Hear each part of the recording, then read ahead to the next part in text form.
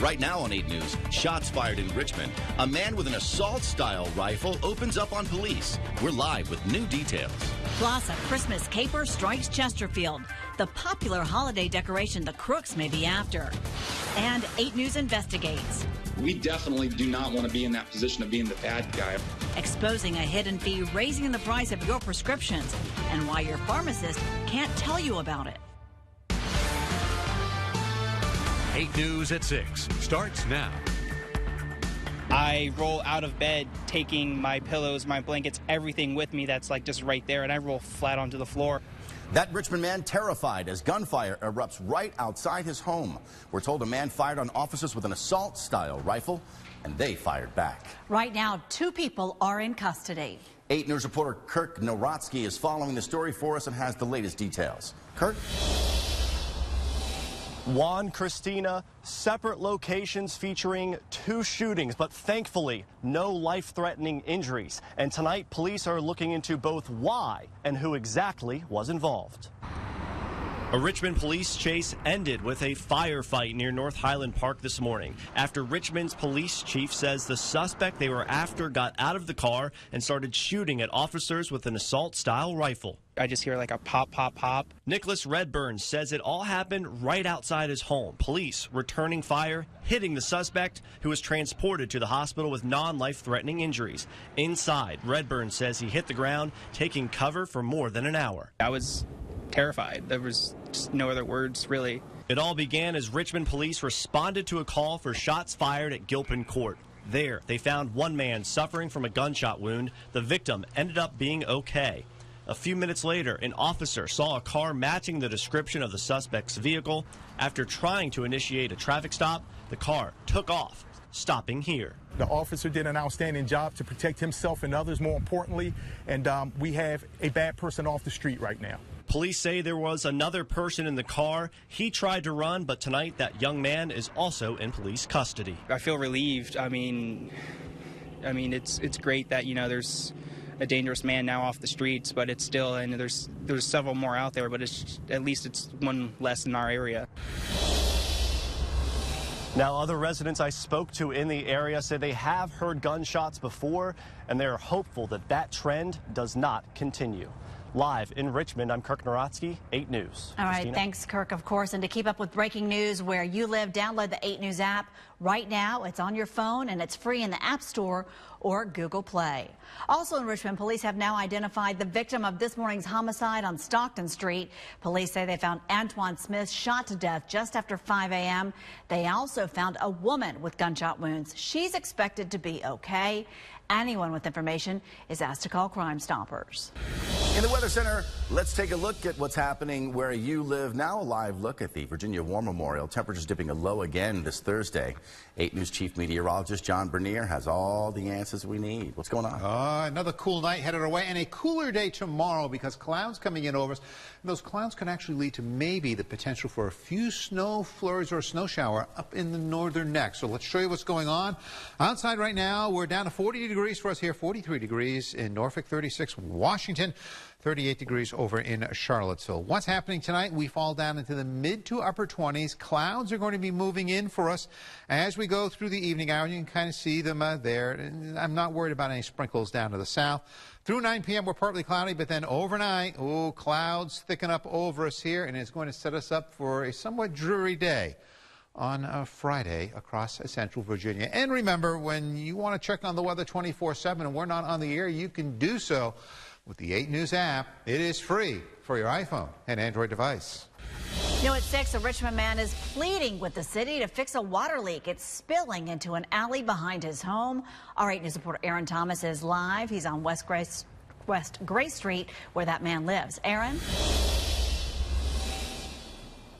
Well, Christina, George Lowe says that for the past year and a half, he's had to deal with this. Water gushing out from underground and spilling out, leaving this trail on this alleyway into a main street. Now, he says that the city of Richmond is not acting fast enough to handle the situation. Very stressful. Very stressful. That's how George Lowe sums up the back and forth discussion he's had with the city of Richmond over water gushing from underground, a problem that's made his water bill shoot through the roof. I would say the average water bill runs about, I would say about $168, about average, and that's an average. It averages about right now $500 to $600 a month. Lowe says a plumber examined the property on Wednesday. My whole concern is the city needs to take care of this. This is an emergency situation. This ain't a thing that can keep waiting. As temperatures continue to drop, Lowe says the water in the alleyway poses a risk for both pedestrians and drivers. It's not making me feel appreciated. Property owner David Moorfield says he shelled out $5,000 to replace new pipes, but still no solution.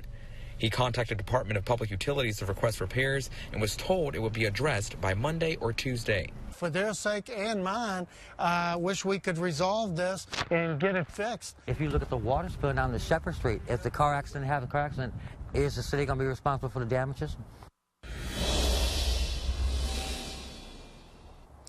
And a spokesperson from Richmond Department of Public Utilities says that they have 5 to 7 days to address these types of issues simply because it's not causing physical or property damage. The spokesperson also says this gives them time to respond to any emergency calls the department receives. Reporting live in Richmond, Aaron Thomas, 8 News.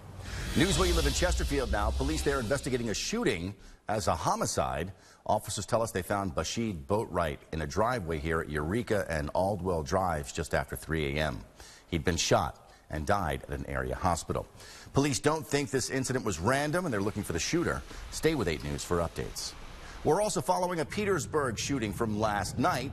In this case, a man shot in the head here on Boynton Plank Road, according to investigators. Then he had his truck stolen. The victim's still in the hospital. No word yet on his condition. State police identified that stolen truck as a 2016 white Dodge pickup. Its license plate number is VXZ3294. If you spot it, call police. There is a Grinch creeping through a Chesterfield community. Families say somebody is trying to steal their Christmas spirit. Our 8 News reporter Kristen Smith is live in Woodlake tonight to explain exactly what's going on. Kristen? Christina, there's definitely plenty of holiday spirit at this house, but others in the neighborhood have gone dark because someone's been swiping their Christmas decorations. At least 7 families in Woodlake say thieves have walked away with parts of their festive displays. Under the watchful eyes of the almighty Darth Vader, someone from the dark side targeted this Woodlake home. It just doesn't make sense to me. On Tuesday night, the Houchins family's Mickey Mouse laser light display lifted from their front yard. It was just kind of a little heartbreaking. That was the one item that was kind of sentimental to our family. So of all things for them to take, it was the one thing that kind of meant the most to us. The same bah humbug burglary happened just up the street. It was right here. Jeff Hudgens also says his holiday laser lights went dark when a thief walked away with them. I'd love for them to maybe see the kids' disappointment because we put these lights up for the kids. At least 7 Woodlake families complain some kind of Grinch has tried to steal their Christmas spirit this month. Most of them missing laser lights, which are easy to unplug, pull out of the ground, and carry away. I'm hoping it's not somebody from our community. I find it hard to believe that we have a neighbor or family here that would do that to their fellow neighbor. Hudgens says they may have taken his decorations, but not his festive mood. Merry Christmas. Today, he took a chance and bought a new laser light. Wanted the kids to continue to enjoy the holiday and not see such a dark house. Now, no one's really sure if it's one culprit or several, but I think it's safe to say whoever's to blame is now on Santa's naughty list. Live in Chesterfield, Kristen Smith, 8 News. Still ahead, 8 News investigates a secret driving the price up of your prescriptions. Ahead at 6, we're exposing why it may be cheaper to buy medication without insurance. All right, here across Central Virginia today, hey, nice little afternoon for us. We got up to 55 degrees right at 2 o'clock this afternoon for our high temperature, but no rain. We're just knocking on 4 inches behind for the year, but I'm tracking the opportunity for at least a little bit of rainfall, but not until next week. I'll show you when, coming up in a moment. You're watching 8 News at 6. We cover the news where you live. Stay with us. We're back in just a moment. We're back with an 8 News investigation tonight. We are exposing a hidden fee that could be jacking up the price of your prescription drugs. 8 News investigator Carrie O'Brien is standing by tonight with this 8 News consumer alert. It's a little-known secret insurers don't want you to know about. Sometimes your prescriptions may be cheaper without your insurance. A woman uses her insurance to buy the drug Sprintec. Her copay? $50. But if she didn't use her insurance and paid cash, it would only have cost her $11.65. A difference of $38.35. It's called a copay clawback, explains Douglas Hoy. The CEO of the National Community of Pharmacists Association spoke to us over Skype. The insurance company tells the pharmacy what to charge. The insurance company overcharges the consumer, and then the insurance company takes the extra money back away from the pharmacy that the pharmacy was forced to collect. It's carried out through a middleman, known as a pharmacy benefit manager, or PBM. PBMs negotiate drug prices with drug companies on behalf of your insurer. Some PBMs then charge a copay that exceeds the cash price. Your pharmacist is expected to charge whatever price insurers set, and that middleman, he pockets or claws back the profit. The insurance company sends a message right back that says, this is how much to charge the consumer. That's the first time the pharmacy knows how much the patient is going to pay. And many pharmacists can't tell you if you just paid cash for it, it would be cheaper. They're sworn into secrecy with a sort of contract gag clause. The pharmacist is restricted, or it's actually threatened by the PBM to tell the patient that they can maybe get the drug cheaper if they use cash. There is language in the contract that implies that if the pharmacist shares information with the consumer, certain information with the consumer, the insurance plan can terminate the pharmacist's contract. Federal lawsuits filed against United Healthcare, Optimum RX, and CVS Health allege these clawbacks impact a wide range of drugs, and mostly those on high-deductible health plans. In this suit, the plaintiff, Megan Schultz, alleges she got ripped off, saying she paid $165.68 for a generic drug with her insurance. But if she had paid cash, it would have only cost $92. We definitely do not want to be in that position of being the bad guy. Our goal is to get the safest medicine, the best medicine for the patient at the lowest cost. So what can you do? Well, Medliminal, a medical billing advocacy group, says just ask. If you ask, what's cheaper, paying with my insurance or cash, then the pharmacist can tell you. The group also tipped us off to this website. It's called goodrx.com. It lets you type in your zip code to find the lowest price near you, and then you'll know what you should be paying for that prescription before you get to the pharmacy. Fantastic information. Thank you, Carrie. Some states, like Texas, are trying to outlaw these clawbacks. 8 News reached out to United Healthcare, Optum RX, and CVS Health. CVS has responded, saying in part, CVS Caremark's long-standing practice is not to engage in copay clawbacks. United Healthcare just sent us a statement saying in part, we continue to believe this case has no merit and should be dismissed by the court. 8 News has yet to hear back from Optum RX. A warning tonight if you are vying for a spot in the TV series Homeland. Details on false casting calls right here in Richmond when we come back. 8 News closed captioning is sponsored by the personal injury attorneys at Emrock and Kilduff. One call, that's all. Showtime's TV show Homeland is filming here in Richmond, and we're asking you tonight to be aware of casting calls for that film. There are agencies that are posing as casting companies for the show. Homeland posted this message on its Facebook page saying they have no affiliation with 9 Agency, Auditions Database, KidsCasting.com, or CastingT.com.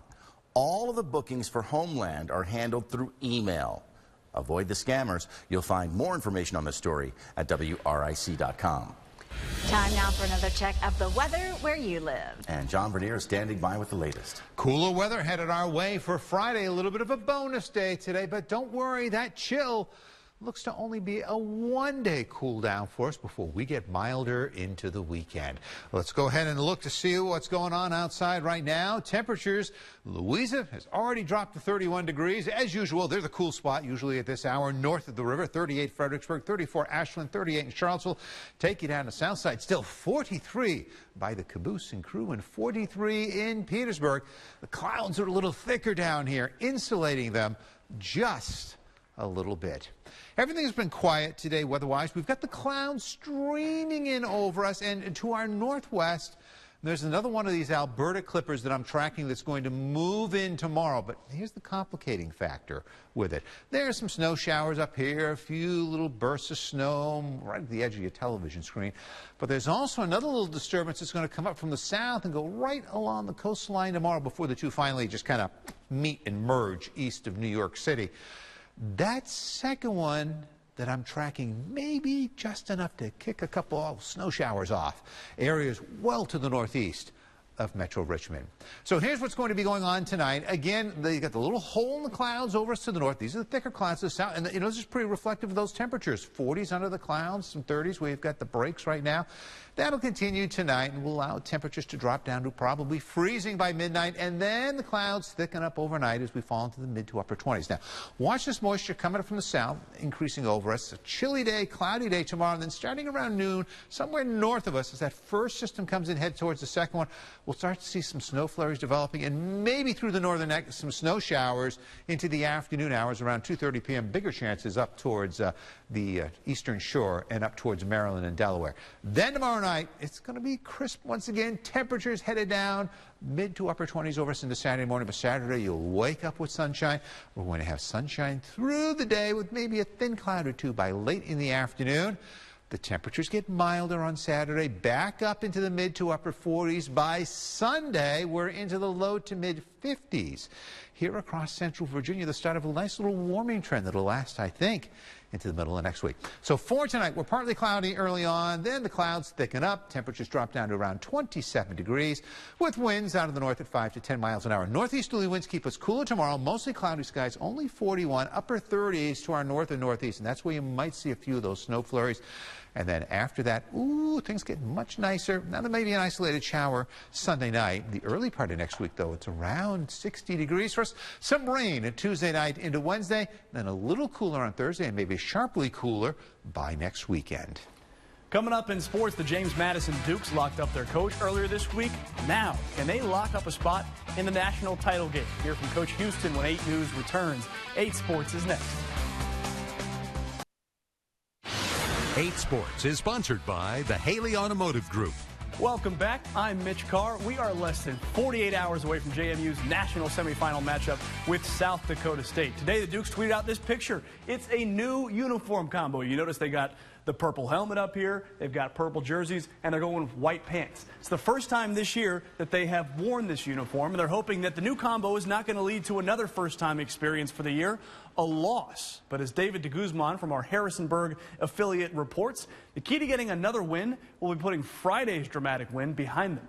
What a game, to be on the national stage and to be able to, show everyone, JMU Nation, I think that everybody was treated a pretty good college football game. The pride after the dramatic come-from-behind win over Weber State still resonates with Mike Houston 4 dadays later. Find ourselves down 8 with 3 minutes to go, and to come back and win the game the way we did with a walk-off 46-yarder by Ethan Rackey. It is what an incredible memory for JMU. Now the Dukes look to avoid a letdown as Bridgeforth Stadium becomes the venue for the biggest game it's seen in nearly a decade. JMU hosting South Dakota State with a ticket to Frisco on the line. When you get down to this point in the playoffs, there are no bad teams out there. Every team left is obviously capable of winning the national championship. It is a big stage, but at the same time, the same things that have won, the first 13 ball games of the year will be the same things that will give us a chance to win on Saturday. But if Madison's quarterfinal victory proved anything, it's that the Dukes can handle having their backs against the wall. Houston expects his players to be in a similar situation on Saturday. This team, I promise you, they expect to win every time out, and that's just their mindset.